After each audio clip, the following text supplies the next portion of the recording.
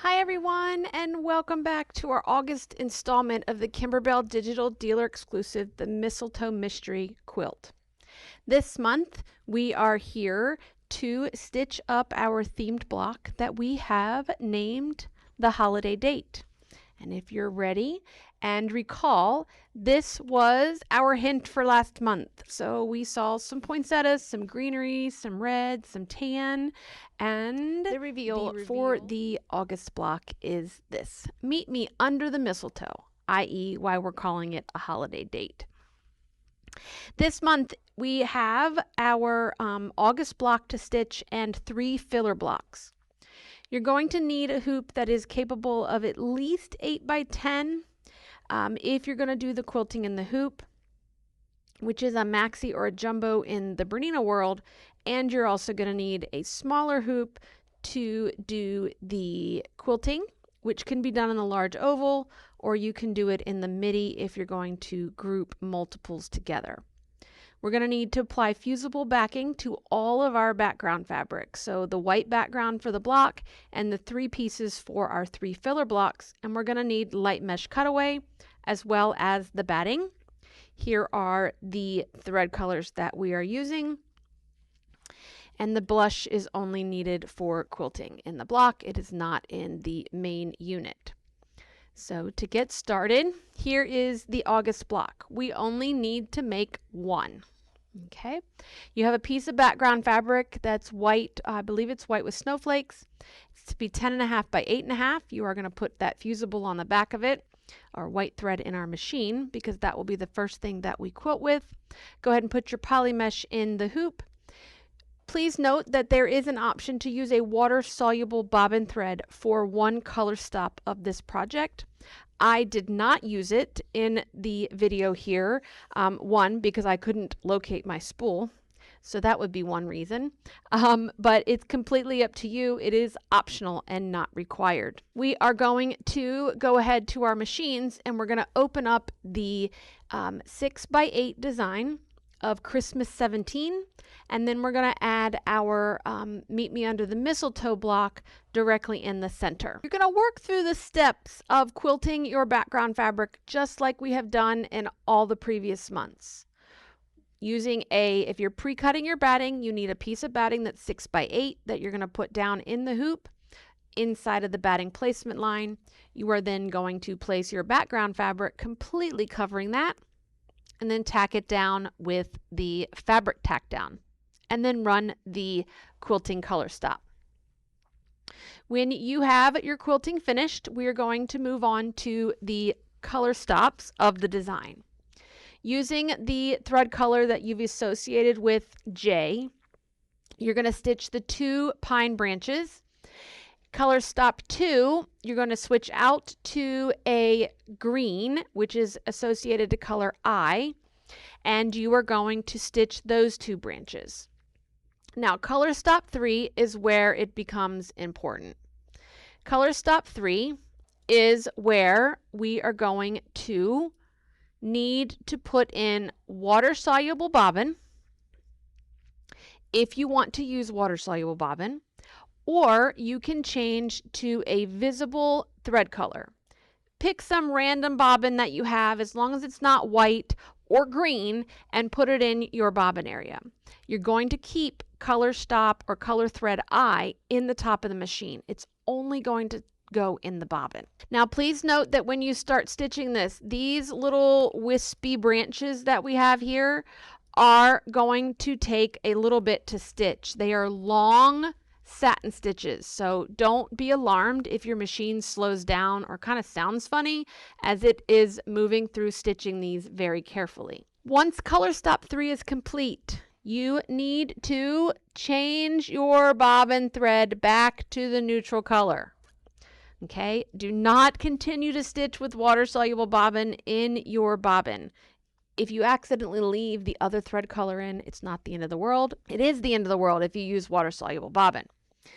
So we're going to choose the brown thread that's associated with color E, or letter E, and we're going to stitch the stems that are really what is going to hold our fringe down so that when we cut this in a moment, it's not going to completely unravel.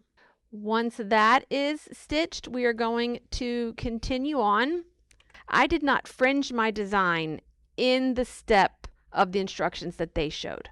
I waited until the entire design is finished because nothing is going to be stitched on top of it.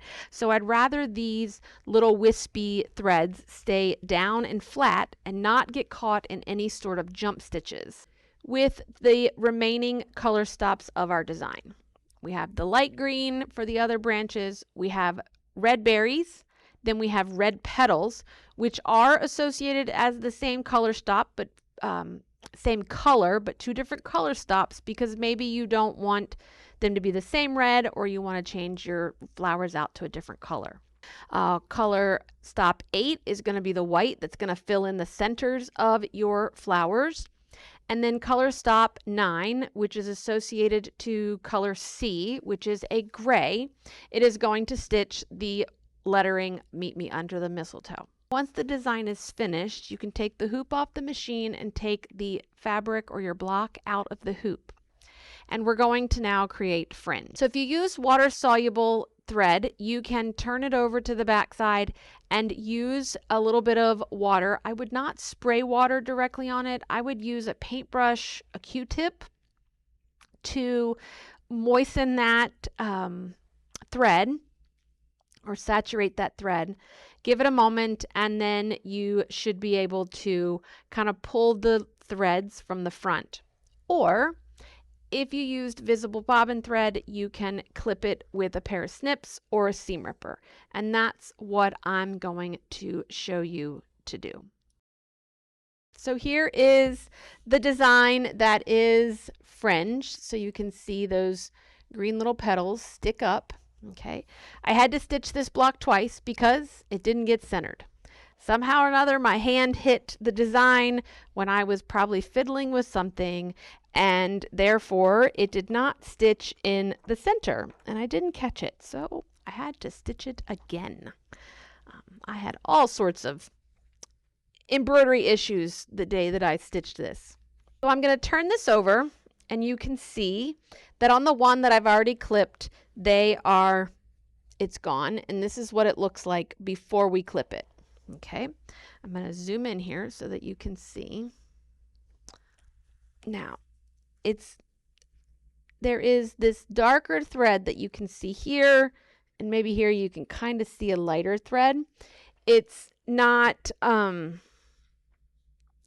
super, maybe that helps a little. There's a little bit right there you can see, and a little bit right here. It is a tight, because it's such a big satin stitch, it can be, you don't see much of your bobbin thread.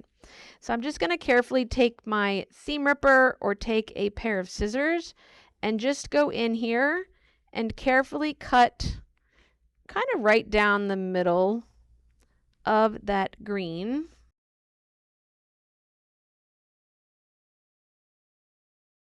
Don't stress if you cut some of the green loops or anything like that. It's being held down with that brown stem that's in there, so it is just fine. Now, once you have things trimmed, you can use a couple of tools to help pull those loops out to the front. So you can use your fingernail and kind of come through, and you will pull them right out. You can use a stiletto to get underneath and pull up.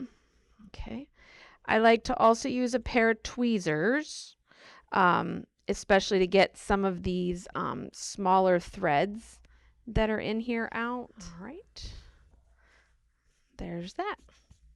Then I'm going to repeat the same thing over here.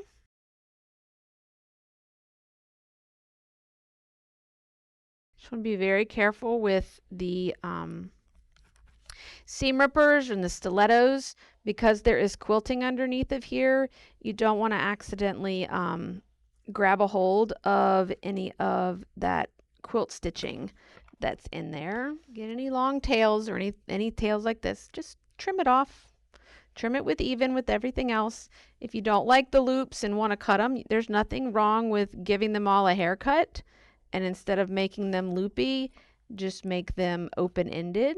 If you were going to use water for this process again, I would just take like a paintbrush and run it around this stem, stem right here. Give it a moment, let it get soak in, but you don't need to saturate this with a lot of water. Just give it a few minutes and then you can pull this up. Now, when that's done, you can trim this block up to measure a 6.5 by 8.5 unit. Okay, so that will be what we need for the main portion of our block. So 6.5 by 8.5 will be that block for this month. Then we have 2 quilting blocks, or 3 quilted blocks that we need to do for this month. We have filler blocks 13 and 22, which are identical in size, and identical in design, and identical in thread, and then we have filler block 23. So 13 and 22 are your gray with white polka dot. They need a piece of batting that is 2 by 6. You are going to then quilt it using the Winter 10 2 by 6 design in the blush thread.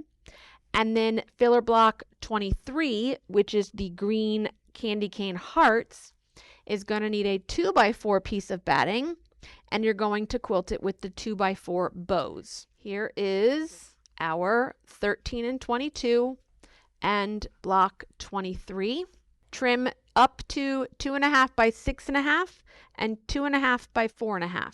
Okay, make sure that when you're picking out the bows design that you are using 2 by 4 bow vertical. Okay, you want the bow to go the length of the block, not the width of it. Okay, we will use it like this in the quilt, but we want the embroidery to go the long ways, not the short ways. Okay, and that is all you have for this month.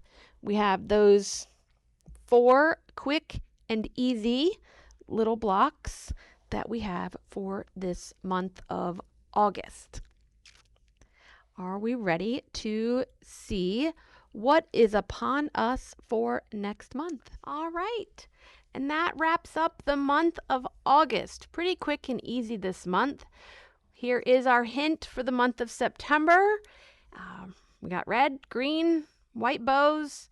We have some berries and some green leaves. I will see you back here at the beginning of September to reveal what our September block is for our Kimberbell Digital Dealer Exclusive Mistletoe Mystery Quilt. Have a wonderful month.